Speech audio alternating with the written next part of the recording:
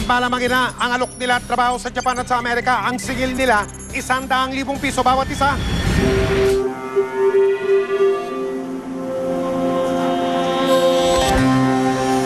Hirap sa buhay ang pamilya ng 27 taong gulang na si Carlo, hindi nga tunay na pangalan. Kaya agad niyang tinanggap ang alok ng kanyang kasintahang si anak Camille Macalalat. Naging girlfriend siya, inalok niya ako na kung gusto kong magtrabaho sa Japan. Total, nandun naman din tatay niya. Nakatrabaho ko doon. Dahil engineer din tatay niya. Kasama ako bilang construction worker. So, sweldo daw ako ng 75,000. Sabi ng mama niya, may tutuluyan naman daw kami doon. Sa ganda ng iniaalok kay Carlo, iniraos ng kanyang ina ang halagang hinihingi ni Camille para sa application niya sa Japan. Kung pwede nga lang hindi na ako matulog at nang mabayaran kay mga inutang ko. Kaya halos kuminsan, hindi kami kumakain. Napakahirap. Di man umabot sa mahigit 100,000 piso ang naibigay nila Carlo kay Camille. Mukhang sulit naman daw ang kanilang pagsisikap nang makita nilang umano'y Japanese visa para kay Carlo. Ngunit kahit nakapaghanda man, hindi nakaalis ng bansa si Carlo nitong Pebrero. Naka-hold daw yung passport ko dahil kulang pa yung pang show money. Tapos, bihingi na naman siya ng panibagong pang-processing fee, 30,000. Pwede na daw kaming maalis. Naku, naloko na. Kaya naman si Kuya nagduda na. Meron kasi tumatawag sa kanya, si So, kinuha ko ngayon yung number ni na hindi niya alam. Tinext ko ngayon yung dalawa. Tinanong ko kung ba't nila hinahanap si Camille. Yun, na-discover ko na may pangako rin pala si Camille sa kanila na trabaho. Boom! Si girlfriend heartbreaker pala. Not once but twice.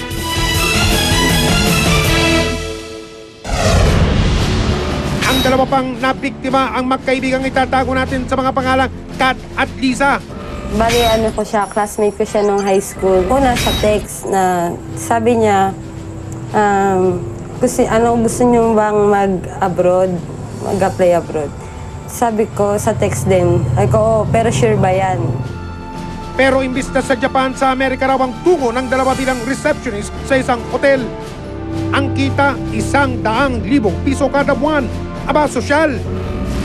Yung application ng visa, 30,690. Tapos, may 3,000 daw na medical para sa visa. Sounds familiar, hindi po ba?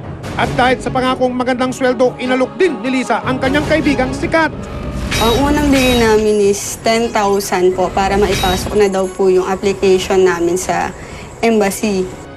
Dahil na rin sa tiwala sa kaibigan, kapwa raw sila nagbigay ng sinabing halaga.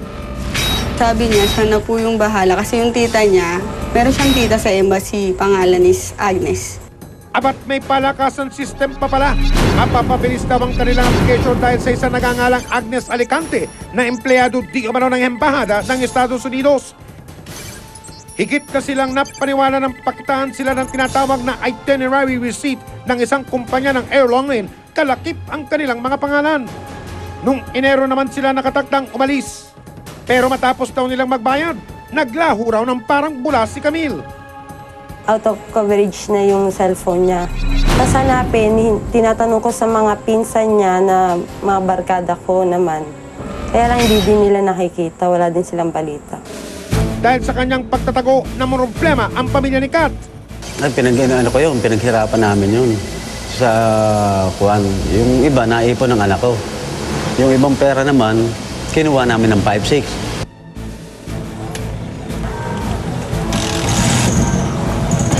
Dahil hindi biro ang laki ng halagang natangay di umano ni Camille. Nagsama-sama ang mga di umano'y nabiktima at sabay-sabay silang nagreklamo sa tanggapan ng National Bureau of Investigation sa Bulacan. At dahil nang hihingi pa raw si Camille kay Carlo ng karagdagang 30,000 piso para raw sa processing fee, isang entrapment operation ang agad na ikinasa. So, subject natin na illegal rent, kasama yung staff ito. Division dito. Dito tayo. Bibigyan nyo ng medyo pasimplihan ko. Kunwari, nahiya pa kayo ng konti. Sa loob, magiliw na tinanggap ni Camille si Edita. Pag ibinigay ko daw yung pera, Tapos manghihiram pa daw siya doon sa tita niya ng pera para mahusto yung pera na yun. Makakaalis na sila ng Saturday or Sunday. Walang kamalay-malay si Camille na Mark Money na ang iniabot sa kanya. Ito na ang nagsilbing hudyat sa mga operatiba.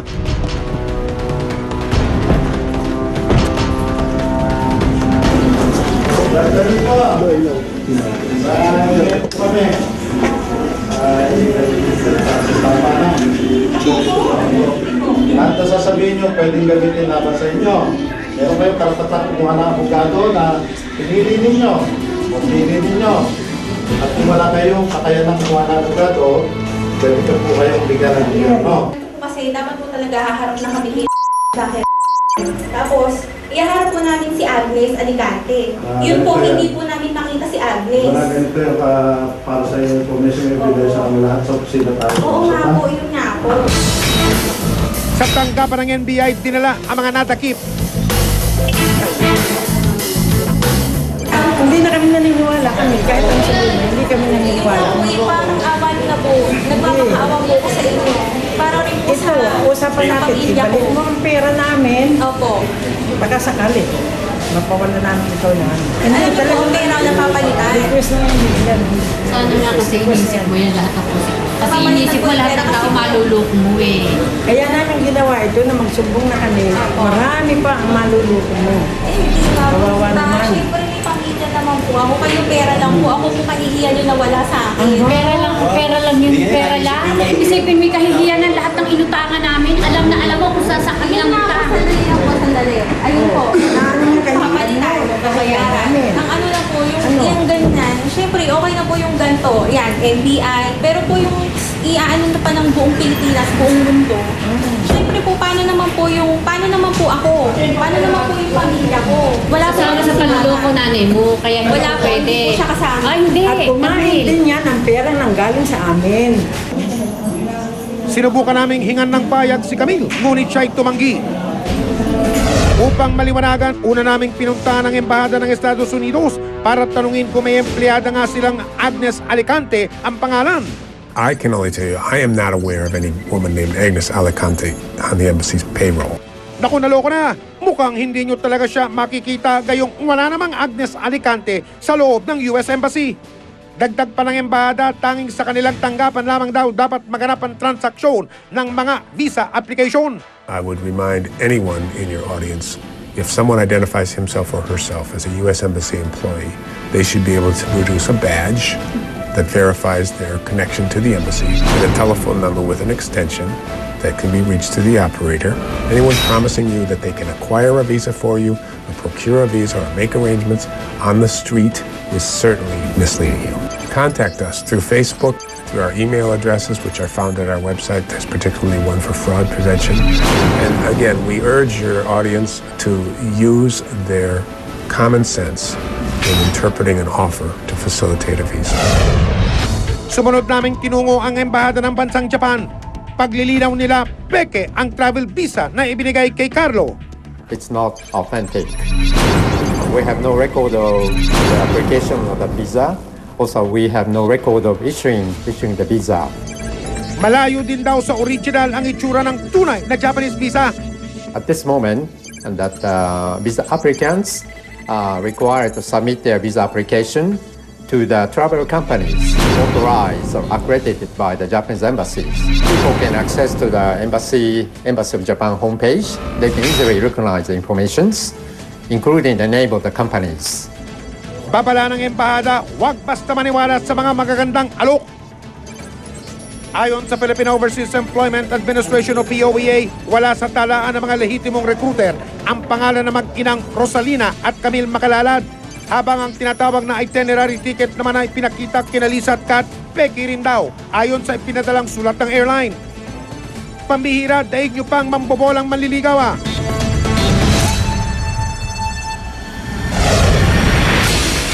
Pero ito na ang katapusan ng kanilang panluloko.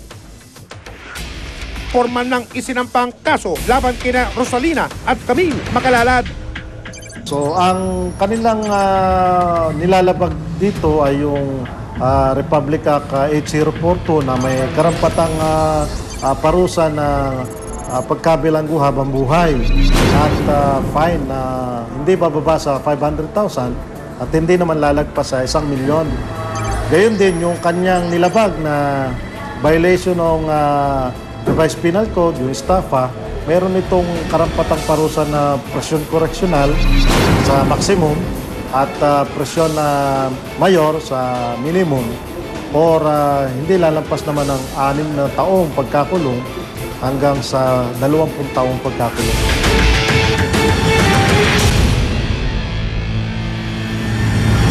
Mga kapusong dababay nyo, humanda na po kayo.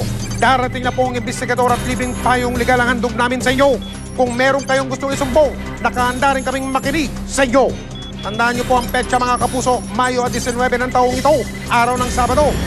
Hanggat may namalya, hanggat may napi, patuloy tayong umaksyon. Kaya makipagtulungan po kayo sa investigador, ang mga apusado at ang mga manloloko. Huwag natin tatantanan. Hanggang sa muli, ako po ang inyong kapuso Mike Enriquez at ito, ang investigador.